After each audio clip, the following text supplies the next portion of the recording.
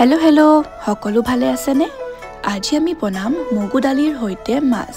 তাৰ কাৰণে আমাক লাগিব কাটি থোৱা ডাঙৰকৈ মাছ, মগু দাইল, বিলাহী, ধনিয়া, মেথি গুটি অকণমান, জিৰা, ৰঙা জলকীয়া, তেজপাত, নিমখ আৰু হালধি। প্ৰথমে আমি মাছকেইটা ফ্ৰাই কৰি ল'ব লাগিব। তাৰ কাৰণে তাত নিমখ আৰু হালধি লগাই ল'ম আৰু গৰম উতলা মিঠাতেলত মাছ কেইপিচ ফ্ৰাই কৰি ল'ম।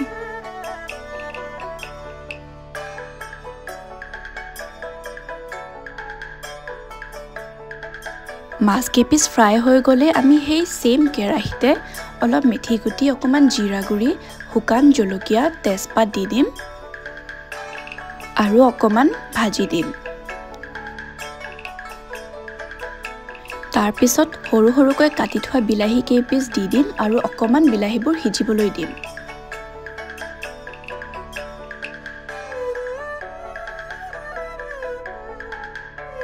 বিলাহীখিনিত নিমখ, হালধি আৰু অকণমান লাল মিৰ্চ পাউডাৰ দি দিম আৰু ভাজি থাকিম।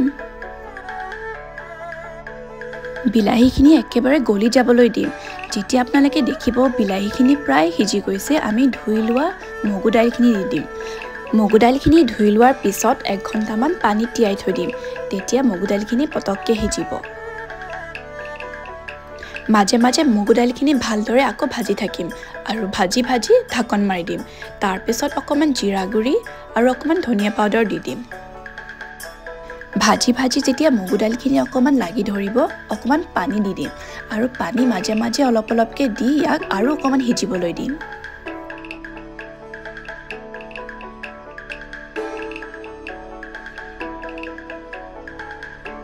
আপোনালোকে দেখিছেনে মগু দাইলখিনি প্ৰায় সিজি গৈছে। আপোনালোকে যদি বিচাৰে আগতে প্ৰেছাৰ কুকাৰত মগু দাইলখিনি এটা বা দুটা হুইচেল মাৰি সিজাইও ল'ব পাৰে। কিন্তু মই হুইচেল নামাৰি এনেকৈ কেৰাহীতে ফ্ৰাই কৰি বনাইছোঁ। তেতিয়া টেষ্টটো বহুত ভাল হয়। আৰু যেতিয়া দাইলখিনি পূৰা সিজি যাব, তেতিয়া মাছ যে ফ্ৰাই কৰি থৈছিলে সেইকেইটা দি দিব। মাছখিনি দাইলৰ লগত অকণমান উতলাৰ পিছত তাতে আপোনালোকে ধনিয়া সৰু সৰুকৈ কুটি দি দিব।